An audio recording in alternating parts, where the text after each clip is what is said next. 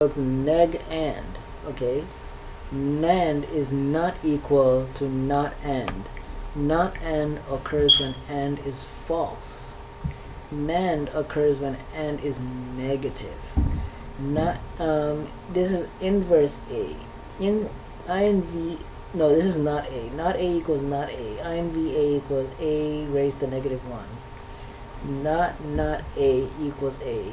Neg A equals neg squared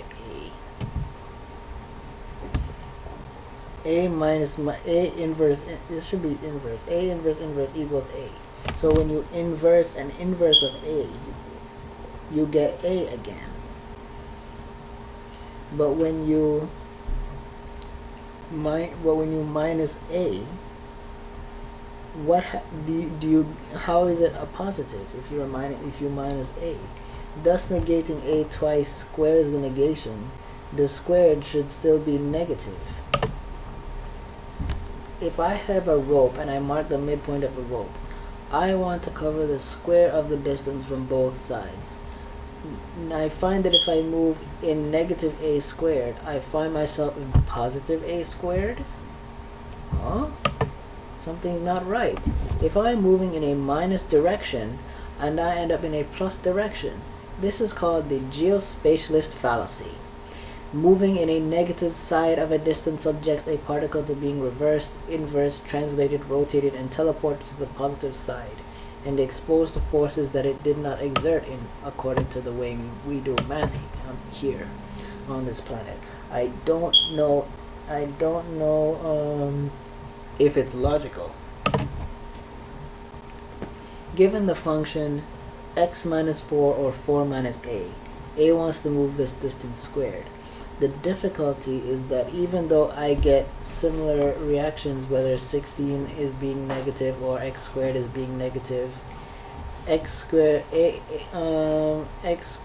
minus 4 and 4 minus x squared are similar. Given that 4 plus ax squared equals 16 plus ax squared plus 16 plus 8ax plus ax squared, and ax plus 4 squared is similar. From this information, it is not possible for me to verify whether the ends of the square should be positive or negative. A can't properly determine negative A squared, but there are two options. There are positive and negative A squared. Now A wants to move the inverse square of these distances. A notices that 1 raised to 1/2 equals 1, but in the Mandelbrot set, negative 1 raised to 1/2 equals what? Let's say that negative 1 raised to 1/2 equals I. Negative A raised to 1/2 equals I times A raised to 1/2. IA raised to 1/2 squared equals negative A. Negative A times negative A equals A squared according to convention. Now do you see the problem with this logic here? All I wanted to do was move the square of this distance. Apparently, since A is A on both sides, A squared and negative A squared are essentially the same distance from the origin. One can conclude that I equals negative 1 since I raised to 2 or 1/2 equals 1. Then negative C squared equals negative C squared, and negative C raised to 1/2 is exactly negative C raised to 1/2. So what does this mean in physics? This completely obliterates Euler's creation of I. It also means e to the negative pi equals negative 1. In physics, there is the electron and there is the positron. But in this realm, the positron is so badly radioactive and it dissipates out of the universe as soon as it is made. Originally, the positron being of the same quality of the electron means that they should have the same viability. In biology, there is a male and female gender. One is badly under-equipped, and the other one wears its excesses all the time.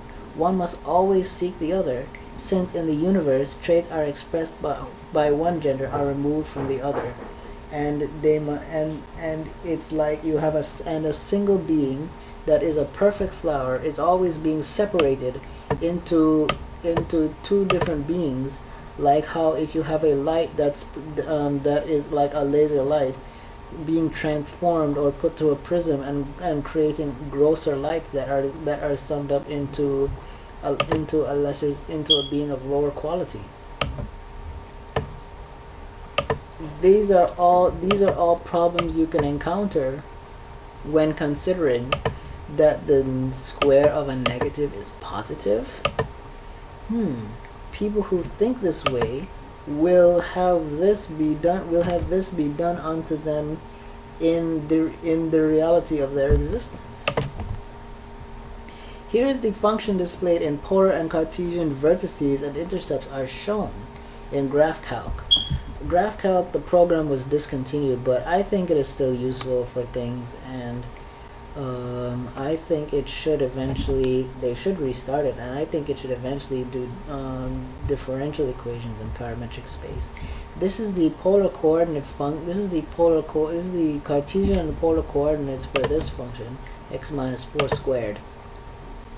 This is what they look like. And this is plus 16 and minus 16. Plus 16, minus 16.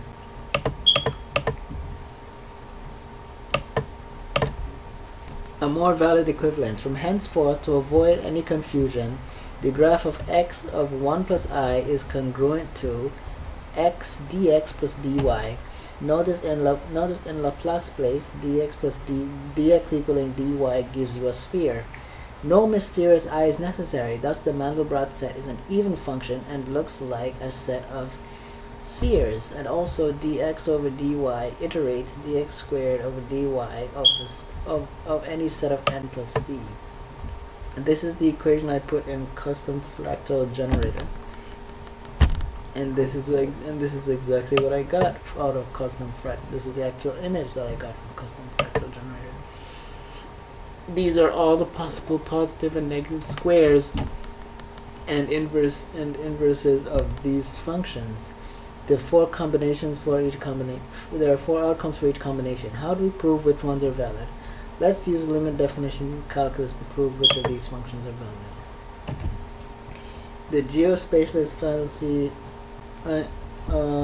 is established out of essentially the same character is treated differently because of some component of it exists in a certain part of space. So the spaces aren't being properly aligned. Particles experiencing this fallacy and moving towards the negative side of the graph may be subject to being treated in this way. World destabilizing. So this is an image of the sky meeting the sea to become a single image, and the road is also at the entrance of a tunnel. And this is a scene from The Adventures of a Lost Boy. If the change in I is incremented by dy, x minus 4 dy squared gives me this. 4 dy squared minus x gives me this. Squared gives me this. After this calculation, I proved by algebra that I should be negative 1, but there's still no way to prove a solution for dy. Then one day, B came along A's path and said, "There is a whole universe out here. Why are you pacing back and forth on a single line?" B said, "If I wanted to multiply my distance by a negative distance, where would I be?" Then A realized, distance is not a scalar. N must always be a vector. Having a position and direction, distance itself is never negative. Thus, to multiply a position gives the distance p minus x dx gives the position, direction, and magnitude and the axis of translocation. It means that even if I'm in a certain position, the position on an axis is also the position's orientation to the origin. And which means it's also always a vector. You can't have points p x and y. Rather, you have points dx and dy.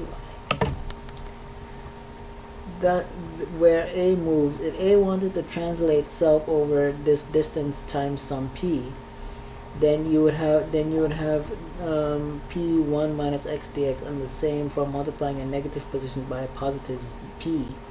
where these are the coordinates in 3 space, it also means that even as